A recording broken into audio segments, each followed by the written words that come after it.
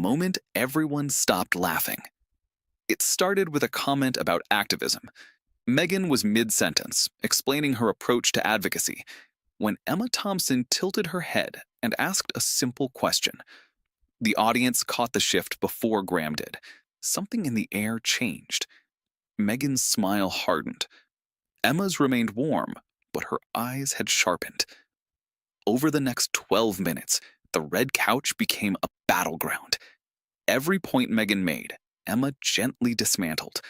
Every claim of persecution met quiet, devastating context from a woman who'd navigated fame for 40 years without once playing victim. And by minute 20, when Emma said 5 words that cut through every defense Meghan had constructed, the audience gasped. What happened next had never happened on The Graham Norton Show. This is the one everyone's going to be talking about. Subscribe now, hit that notification bell, and let's get into it. The Graham Norton Show studio at BBC Television Centre was buzzing with anticipation.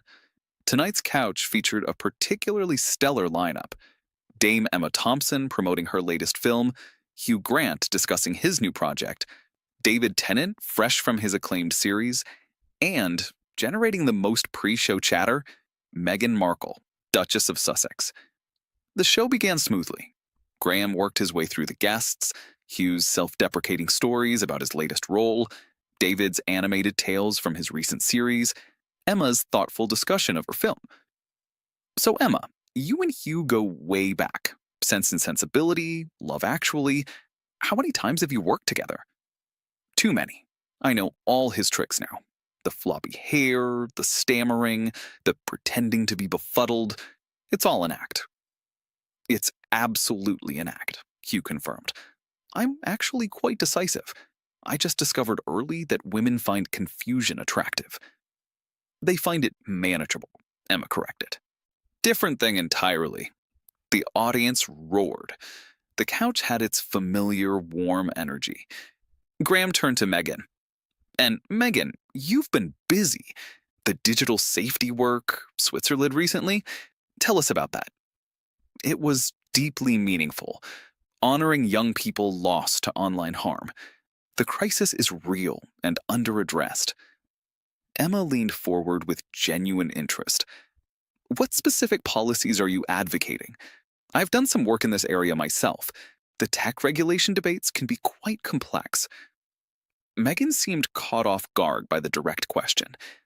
We're working with partners to develop comprehensive approaches. Which partners specifically? I ask because I found the landscape quite fractured. Different organizations with different agendas.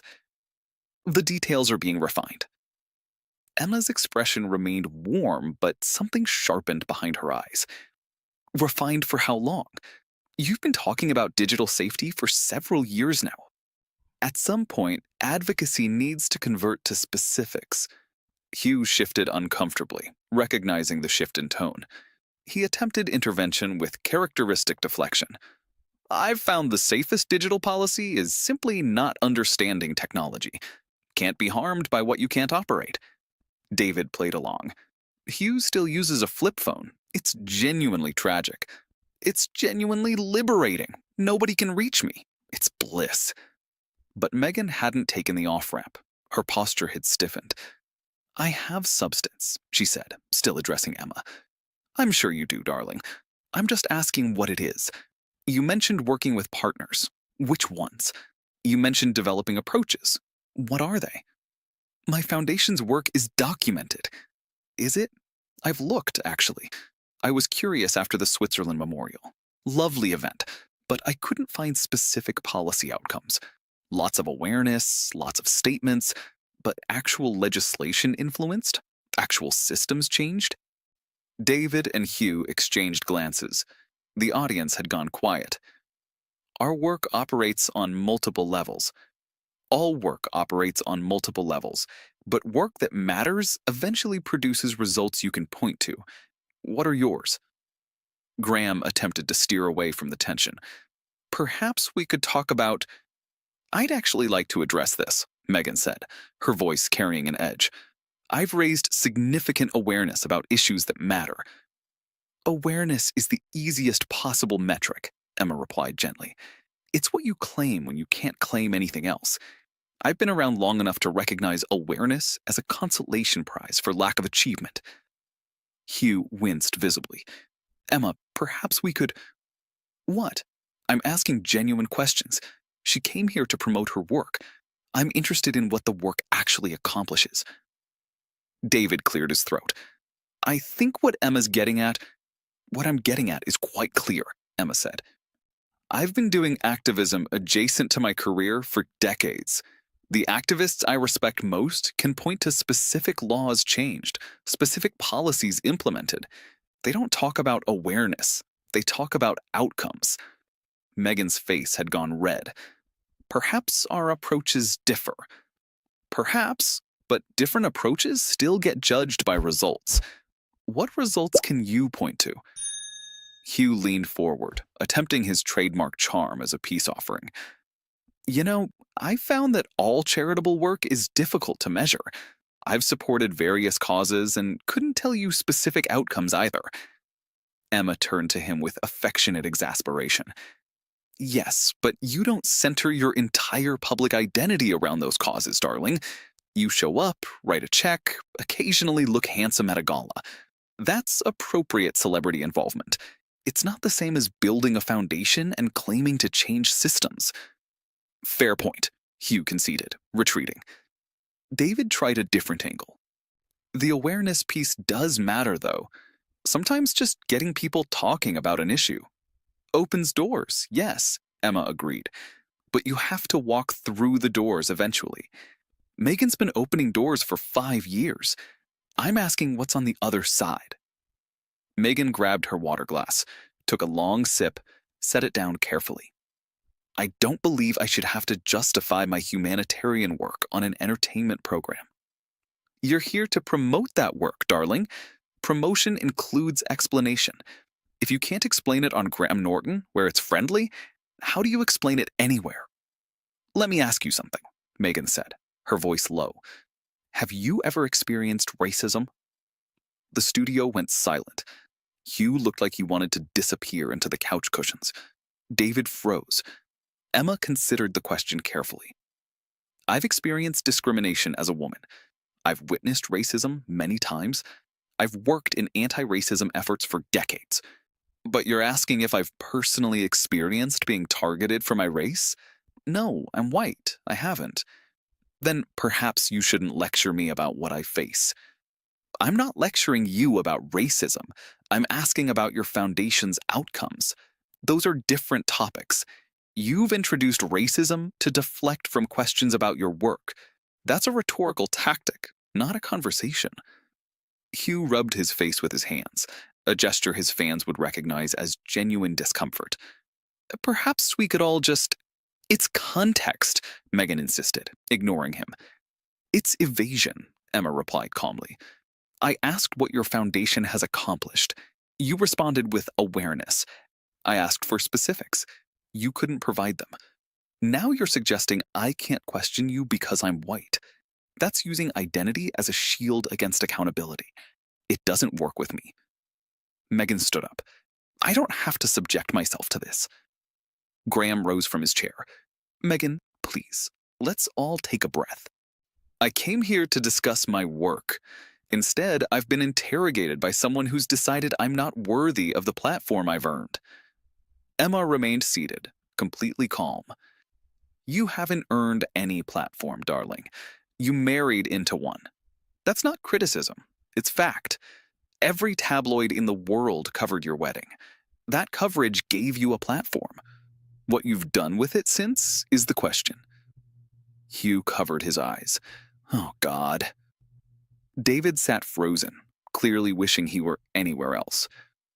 I've tried to help people, Meghan began. Trying isn't doing. At my age, I've learned the difference. Plenty of people try. Results are what matter. You don't know what I've accomplished privately. Private accomplishments are lovely, but they don't justify public platforms. You use your platform constantly, for documentaries, for interviews, for statements. If you can't discuss your work publicly, Why do you work publicly? Meghan gathered her purse. This is exactly what I told my team would happen. What did you tell them? That someone might ask you to substantiate your claims? That basic accountability would feel like attack? If so, you were right. And you should ask yourself why that's your expectation. Meghan moved toward the edge of the stage. Hugh stood up instinctively, though it wasn't clear what he intended to do. You're everything they said you were, Meghan said to Emma. Who said what about me? The British establishment. Cold, superior, closed. Emma's smile remained warm. Darling, I've spent 40 years being called too outspoken, too political, too willing to challenge the establishment. They don't claim me. I'm simply someone who asks questions. If that feels like the establishment to you, perhaps examine how you've defined yourself against everyone who doesn't simply agree with you. Meghan walked off. The studio door closed behind her. The remaining guests sat in stunned silence. Hugh was the first to speak. Well, that's certainly never happened when I've been on. Has that ever happened at all? David asked Graham, genuinely bewildered. Never. Not in all the years I've done this show. Emma sighed. I feel rather terrible. I wasn't trying to chase her off. I was genuinely curious. Your genuine curiosity is rather more intense than most people's, Hugh observed. I've known you for 30 years. It still frightens me occasionally. Graham took a breath, attempting to restore some normalcy. We should probably acknowledge what just happened before we try to continue. Emma nodded. I asked a guest to describe her foundation's accomplishments. She couldn't. I asked about specific policies she supports. She couldn't name them. I asked what results she could point to. She talked about awareness. When pressed for anything concrete, she accused me of racism-adjacent criticism and left. Hugh shook his head slowly. The thing is, those were perfectly reasonable questions. I've been asked far worse by actual journalists.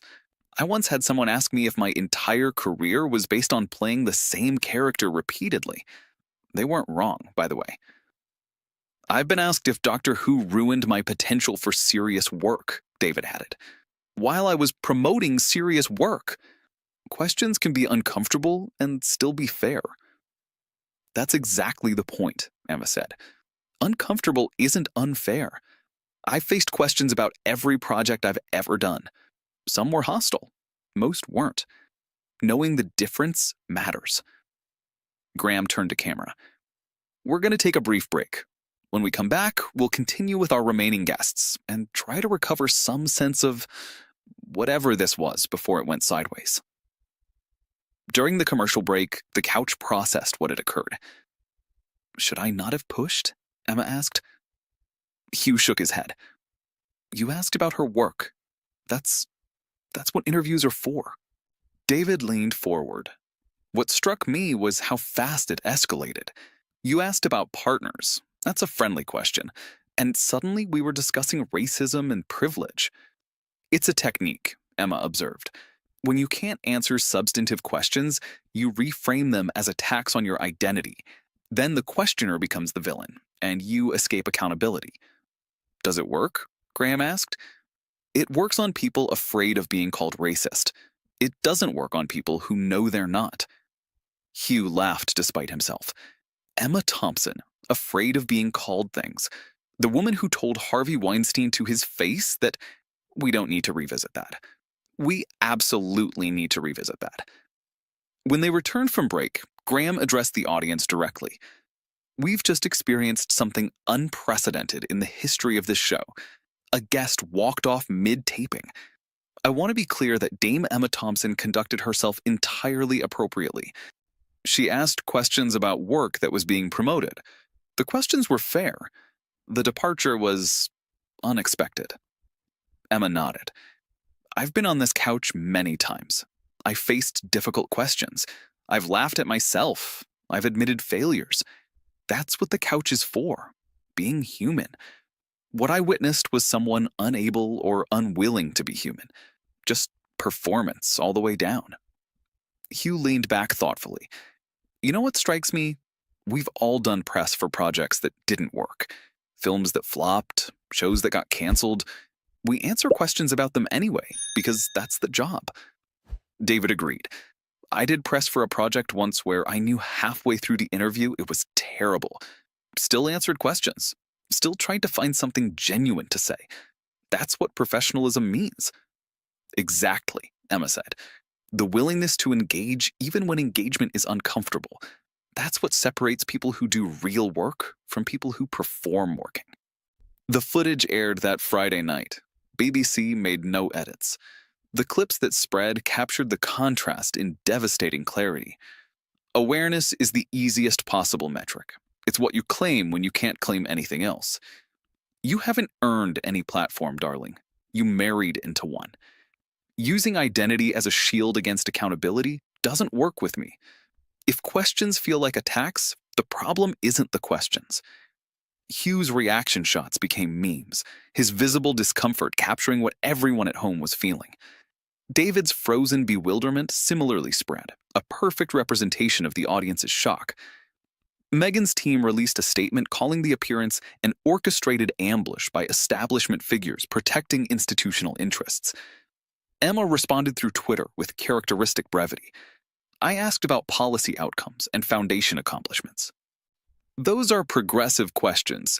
They're the questions any serious progressive would ask before supporting a cause. The inability to answer them isn't my ambush, it's her limitation. Hugh added his own statement, rare for him. I was there. I saw what happened. Emma asked fair questions. The escalation came entirely from one side. I've known Emma for 30 years. She's many things, but an establishment figure protecting institutional interests isn't one of them. Graham addressed it on the following week's show. Last week's program generated significant discussion. I've hosted the show for over 20 years. I've never had a guest walk off because another guest asked them to explain their work. Emma asked fair questions. Meghan couldn't answer them. That's the full story. Calling it an ambush is redefining ambush to mean accountability I didn't want. He paused, then smiled. Also, if Emma Thompson, Hugh Grant, and David Tennant constitute the establishment, then the establishment has become significantly more entertaining than I remembered. The audience laughed. Something like normalcy had been restored. But for those who'd watched the original episode, the image remained. One woman who'd built 40 years of genuine achievement, sitting calmly, while another woman, unable to answer basic questions about her own work, fled into the night. For Dame Emma Thompson, the confrontation became an unexpected chapter in a legendary career, proof that her commitment to authenticity extended even to uncomfortable moments on comfortable couches. For Hugh Grant and David Tennant, it became a story they'd tell for years, the night they witnessed something unprecedented on television's friendliest set. For Meghan Markle, it was devastating. She'd walked into the friendliest room in British television and been undone not by a hostile interviewer, but by a fellow guest who simply asked her to describe her accomplishments. But for the millions who watched, the contrast told its own story. 4 guests on the same couch, 3 who could laugh at themselves, discuss their failures, and engage with any question thrown at them, and 1 who fled when asked to specify what she'd actually done. Emma had offered conversation. Meghan had experienced interrogation.